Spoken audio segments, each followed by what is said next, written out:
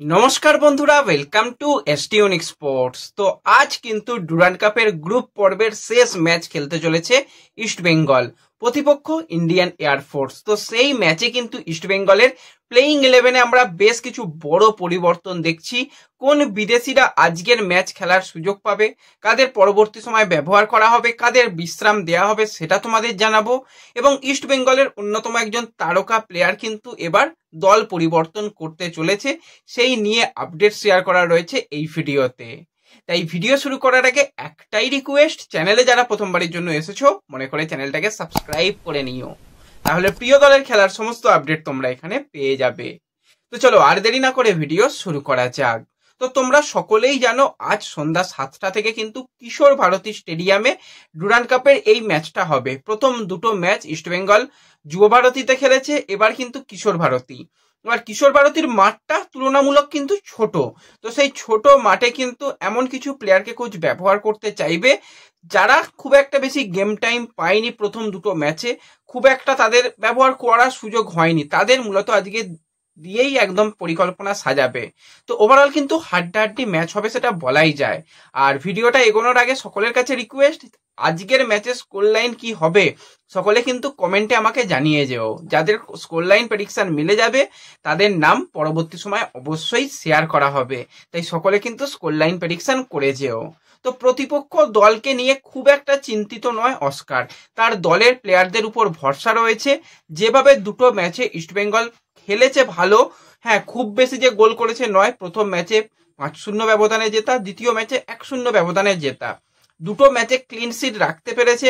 ডিফেন্সকে কিন্তু এখনো পর্যন্ত দেখে সেরকমটা মনে হয়নি যে নড়বড়ে ডিফেন্স এখনো পর্যন্ত ঠিকঠাক রয়েছে। মিডফিল্ড তো দুটো ম্যাচে দুর্দান্ত, আক্রমণ বিভাগের প্লেয়াররাও কিন্তু গোলের মধ্যে রয়েছে। হ্যাঁ লাস্ট ম্যাচে একটা গোল হয়েছে, কিন্তু যেভাবে চান্স ক্রিয়েট হয়েছিল, যেভাবে প্লেয়াররা অন টার্গেট শট রেখেছিল, টোটাল শট রেখেছিল, সেখান থেকে এই দলের উপর ভরসা করা যায় যে হ্যাঁ গোল হয়তো যে কোনো দিন যে কোনো প্লেয়ার করে দিয়ে দলকে একটা ভালো জায়গায় নিয়ে যাবে। তো আজকের ম্যাচ সেই কারণেই হাড্ডাহাড্ডি হবে, আর খেলা কিন্তু সন্ধ্যা 7টা থেকে রয়েছে। আজকে হয়তো লাইভ নাও আসতে পারি, যদি সবকিছু কাজ মিটে যায় তো আসবো। তো যারা যারা ভাবছো যে খেলা দেখবো কিভাবে, চ্যানেলটাকে সাবস্ক্রাইব করে ডেসক্রিপশন বক্স এবং পিন কমেন্টের লিংক থেকে আমাদের social media WhatsApp channel, Telegram channel আর ফেসবুক পেজে জয়েন হয়ে যেও। সেখানে যদি আমি লাইভে নাও আসতে পারি ব্যবস্থা হয়ে যাবে। তো সকলে সাবস্ক্রাইবটা করে কিন্তু আমাদের সোশ্যাল মিডিয়াগুলো ফলো করে রেখো। এবারে যদি আমরা দল নিয়ে কথা বলি, দল কিন্তু পুরো ফিট রয়েছে, কোনো রকম দলে ইনজুরি সমস্যা নেই। আজকের ম্যাচে বেশ কিছু প্লেয়ারকে রেস্ট দেওয়া হবে, কারণ সল ক্রেসপো প্রথম দুটো ম্যাচে বেশিরভাগ সময় খেলেছে, তাকে আজকে কিছুটা হলেও রেস্ট দেওয়া হচ্ছে। রাশিদ সেও কিন্তু ব্যাক টু ব্যাক দুটো ম্যাচে দারুণ পারফরমেন্স করেছে এবং প্রচুর পরিশ্রম করেছে, তাকেও আজকে ফার্স্ট রেস্ট দেওয়া হবে। হয়তো শেষের দিকে যদি প্রয়োজন হয় ব্যবহার করা হবে। এছাড়া লালচংডুঙ্গা প্রথম দুটো ম্যাচ ভালো খেলেছে, তাকেও কিন্তু আজকে রেস্ট দেওয়া হবে, বেশ কিছু প্লেয়ারকে রেস্ট দেওয়া হবে। এবং যাতে কাট সমস্যা না হয়, পরবর্তী নকআউট ম্যাচে কোনো প্লেয়ার কাট সমস্যার কারণে বাদ না পড়ে, সেই কারণে আরো পরিকল্পনার পরিবর্তন কিন্তু কোচ করেছে। তো দেখতে গেলে কিন্তু এটা কিন্তু একদম সঠিক কাজ। প্লেয়ারদের একটু বিশ্রামও দেওয়া যাবে, অন্য প্লেয়ারদের সুযোগও দেওয়া যাবে, কাট সমস্যা এড়ানোও যাবে। তো সবকিছু কিন্তু এই ম্যাচটাতে করে নেওয়া জায়গা রয়েছে এবং পরীক্ষা নিরীক্ষারও জায়গা রয়েছে। এবং এই এয়ারফোর্স সবসময় কিন্তু এই সমস্ত বড় প্রধানদের বিরুদ্ধে একটা ভালো ফাইট দেওয়ার চেষ্টা করে। তো সেই ফাইটটা কিন্তু এয়ারফোর্স দেবে আমরা আশা করি, কারণ এক পেসে ম্যাচ হবে না। এয়ারফোর্স ফিজিক্যালি স্ট্রং, তাদেরও কিন্তু অ্যাটাকিং মেন্টালিটি রয়েছে এবং তারাও গোল করার চেষ্টা করবে। হ্যাঁ ডিফেন্স তাদের একটু নড়বড়ে রয়েছে, কিন্তু তারাও যে একটা টক্কর দেবে সেটা বলাই যায়। আর কালকের ম্যাচ শেষে বেশ কিছু মানুষকে অনেক কিছু বলতে শুনলাম। আমরা তো জানতাম যে মাঠে খেলা দেখতে গেলে বা যারা মাঠে প্রবেশ করে নেশাজাত দ্রব্য নিয়ে মাঠে ঢুকতে দেয় না। কি করে এত নেশা করে মানুষজন খেলা দেখতে যায় এবং খেলার শেষে এত বড় বড় বক্তা করে জানি না।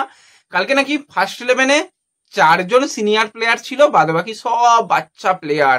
ভিশাল কাইত একদম বাচ্চা প্লেয়ার, টম অলডেট এত বাচ্চা বলে বোঝানো যাবে না, অভিষেক সিং বাচ্চা প্লেয়ার, সবাই বাচ্চা প্লেয়ার, সাহাল লিস্টন সব বাচ্চা বাচ্চা প্লেয়ার গুলো আজ খেলেছিল।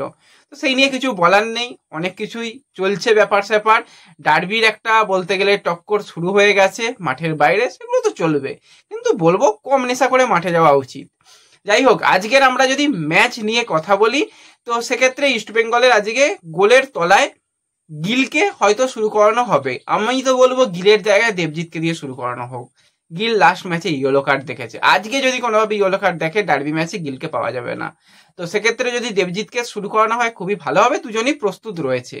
ডিফেন্স লাইনে 4 ডিফেন্সে ইস্টবেঙ্গল যাবে। সেন্টার ব্যাকে যেই জুটিকে আমরা আইএসএলেও দেখবো, সেই জুটিকে আজকে থেকেই ব্যবহার করা, কেভিন সিবিলে, আনোয়ার আলী, দুজন বল প্লেয়িং ডিফেন্ডারকে কিন্তু একসাথে সেন্টার ব্যাক অপশনে ব্যবহার করা হবে। সাইড ব্যাকে একদিকে প্রভাত শুরু করবে, লেফট ব্যাক পজিশনে, রাইট ব্যাক পজিশনে রাকিব শুরু করবে। 4 ডিফেন্সে কিন্তু ইস্টবেঙ্গল যেতে চলেছে।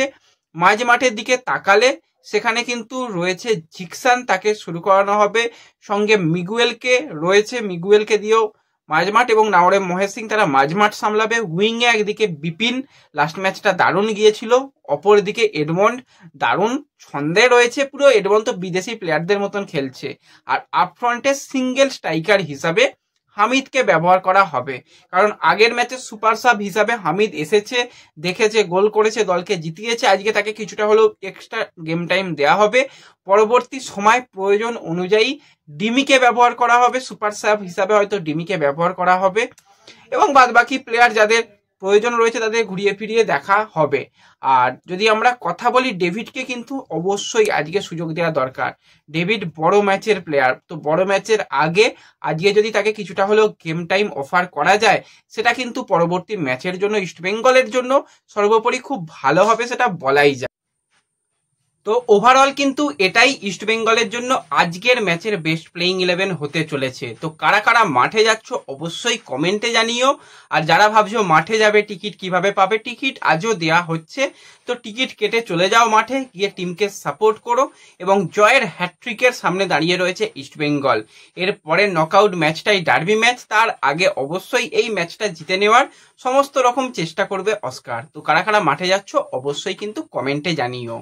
এবং এর সাথে সাথে আমরা যদি একটুখানি ইস্টবেঙ্গলের রিজার্ভ টিমের প্লেয়ার বা সিনিয়র দলের প্লেয়ারের কথাই বলি, সেটা হচ্ছে বঙ্গ সন্তান সায়ন ব্যানার্জি। তো এই 22 বছর বয়সী প্লেয়ারের দিকে কিন্তু নজর রাখছে পাঞ্জাব। এবার পাঞ্জাবের থেকে প্লেয়ার নিয়ে তবে ইস্টবেঙ্গল প্লেয়ার ছাড়বে সেটা জানিয়েছিল, কিন্তু পাঞ্জাব সেই ডিলে খুব একটা রাজি নয়। তারা কিন্তু চাইছে যে একটা ট্রান্সফার ফির বিনিময়ে আমরা সায়নকে নেবো। তো সেই নিয়েই কিন্তু নেগোসিয়েশন বেশ ভালো দিকেই চলছে। যদি সবকিছু ঠিকঠাক থাকে তাহলে সায়নের কিন্তু পাঞ্জাবের জার্সি পরে নেক্সট সিজনে আইএসএল খেলার সম্ভাবনা অনেক অনেক অংশ বেশি। কথাবার্তা এতটাই কিন্তু এগিয়ে গেছে। যদিও অফিসিয়াল এখনো পর্যন্ত সাইনিং হয়নি, সেই দিকে অবশ্যই নজর থাকবে। অফিসিয়াল সাইনিং হয়ে গেলে, ট্রান্সফার হয়ে গেলে সেটা জানিয়ে দেবো। একটা আনডিসক্লোজ ট্রান্সফার ফি দিয়েই কিন্তু সায়নকে নিতে চলেছে, সেরকমটাই খবরাখবর বেরিয়ে আসছে। তো ব্যাস এই ভিডিওতে এই আপডেটগুলোই তোমাদের সঙ্গে শেয়ার করার ছিল। ভিডিও ভালো লাগলে সকলে একটু লাইক শেয়ার করে দিও। চ্যানেলে যারা প্রথমবারের জন্য এসেছো মনে করে চ্যানেলটাকে সাবস্ক্রাইব করে দিও। আর দেখা হবে পরবর্তী ভিডিওতে। ধন্যবাদ।